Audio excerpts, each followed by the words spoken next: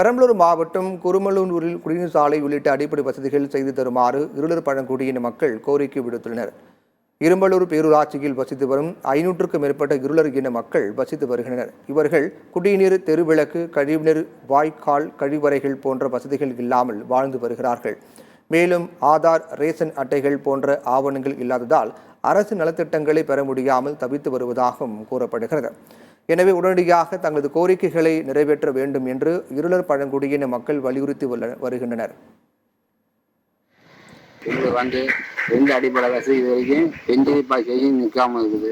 போல்டேடிங் இல்லை, ஜாதி சர்டிஃபிகேட்டு கிடையாதுமா, எதுவும் கிடையாது. பட்டா மாத்திரை கொடுக்காம வெயிட்டிங் வச்சிருக்காங்க, வீடும் கட்டி கொடுக்காம வெயிட்டிங்லேயே வச்சிருக்காங்க. எல்லா டாக்குமெண்ட் இருந்தாலும் எதுவும் செஞ்சு கொடுக்காம வெயிட்டிங்லேயே வச்சுட்டு இருக்கிறாங்க.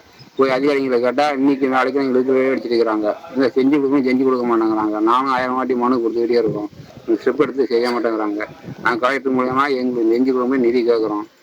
இப்போ வந்து கலெக்டராக செஞ்சு கொடுக்கும் நாங்கள் எதிர்பார்த்துக்கிட்டே இருக்கோம். எங்கள் மக்கள் ரொம்ப வறுமை கோட்டுப்பட்டியில் இருக்குது. தண்ணி வசதி, வீட்டு பைப்பு இல்லை, தெரு பைப்பு எதுவும் கிடையாது. ஒரு டேங்க் இருக்குது.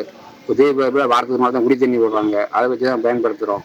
அதுக்கு மேலே உப்பு தண்ணி தான் எங்களுக்கு கிடைக்குது.